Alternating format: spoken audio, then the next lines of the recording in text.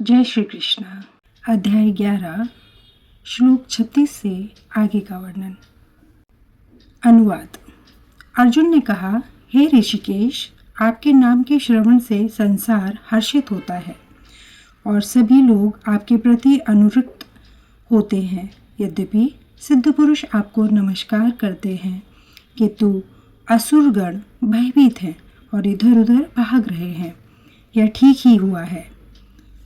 तात्पर्य: कृष्ण से कुरुक्षेत्र युद्ध के परिणाम को सुनकर अर्जुन प्रबुद्ध हो गया और भगवान के परम भक्त तथा मित्र के रूप में उनसे बोला कि कृष्ण जो कुछ करते हैं वह सब उचित है।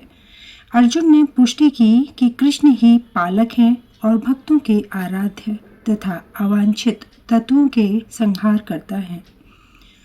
उनके सारे कार्य सबों के लिए समान रूप से शुभ होते हैं। यहाँ पर अर्जुन यह समझ पाता है कि जब युद्ध निश्चित रूप से होना था तो अंतरिक्ष से अनेक देवता, सिद्ध तथा उच्चतर लोगों के बुद्धिमान प्राणी युद्ध को देख रहे थे, क्योंकि युद्ध में कृष्ण उपस्थित थे।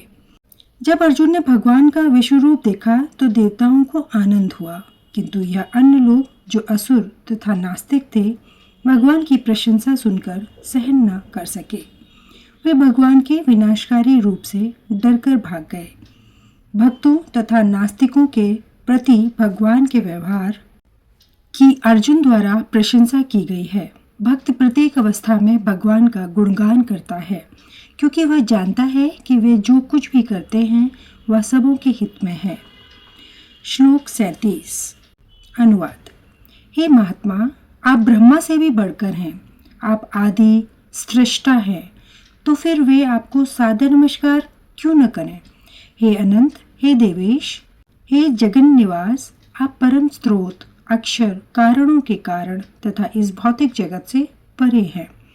तात्पर्य: अर्जुन इस प्रकार नमस्कार करके यह सूचित करता है कि कृष्ण सबों के पूजनीय हैं। वे सर्वव्यापी हैं और प्रत्येक जीव की आत्मा है। अर्जुन कृष्ण को महात्मा कहकर संबोधित करता है, जिसका अर्थ है कि वे उदार तथा अनंत है। अनंत सूचित करता है कि ऐसा कुछ भी नहीं जो भगवान की शक्ति और प्रभाव से आच्छादित न हो, और देवेश का अर्थ है कि वे समस्त देवताओं के नियंता है और उन सबके ऊपर हैं। वे समग्र विश्व के आश्रय हैं। अर्जुन ने भी सोचा कि यह सर्वथा उपयुक्त है कि सारे सिद्ध तथा शक्तिशाली देवता भगवान को नमस्कार करते हैं, क्योंकि उनसे बढ़कर कोई नहीं है। अर्जुन विशेष रूप से उल्लेख करता है कि कृष्ण ब्रह्मा से भी बढ़कर हैं, क्योंकि ब्रह्मा उन्हीं के द्वारा उत्पन्न हुए हैं। ब्रह्मा का जन्म कृष्ण के पूर्व विस्तार गर्भोदक्षाई विष्णु की नाभि से निकले कमल से हुआ है। अतः ब्रह्मा तथा ब्रह्मा से उत्पन्न शिव एवं अन्य सारे देवताओं को चाहिए कि उन्हें नमस्कार करें।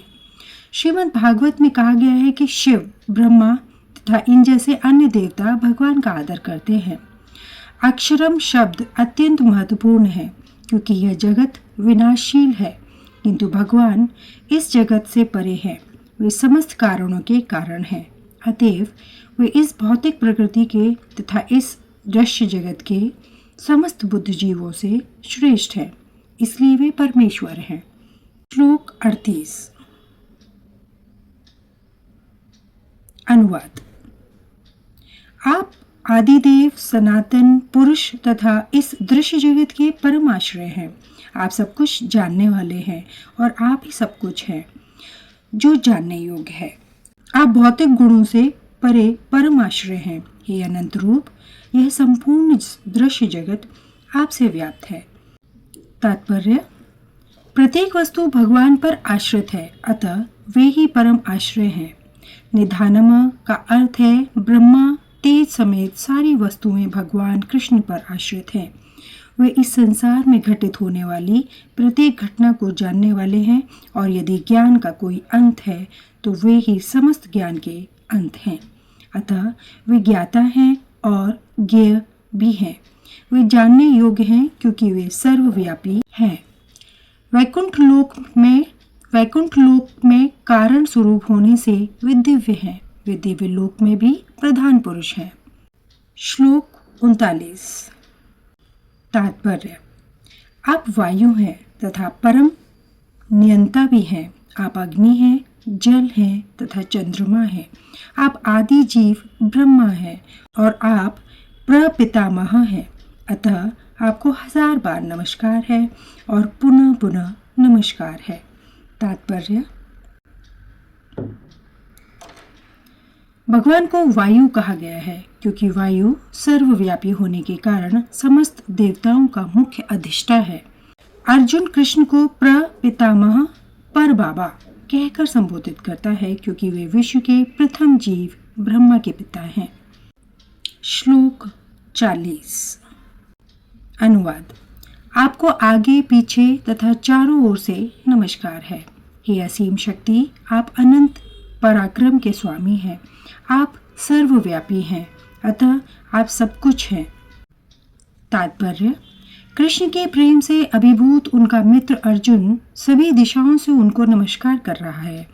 वह स्वीकार करता है कि कृष्ण समस्त बल तथा पराक्रम के स्वामी हैं और युद्ध भूमि में एकत्र समस्त योद्धाओं से कहीं अधिक श्रेष्ठ हैं। विष्णु पुराण में कहा गया है, आपके समक्ष जो भी आता है, चाहे वह देवता ही क्यों न हो, हे भगवान, वह आपके द्वारा ही उत्पन्न है। श्लोक 41 से आगे का वर्णन अगले वीडियो में। धन्यवाद। जय श्री कृष्ण।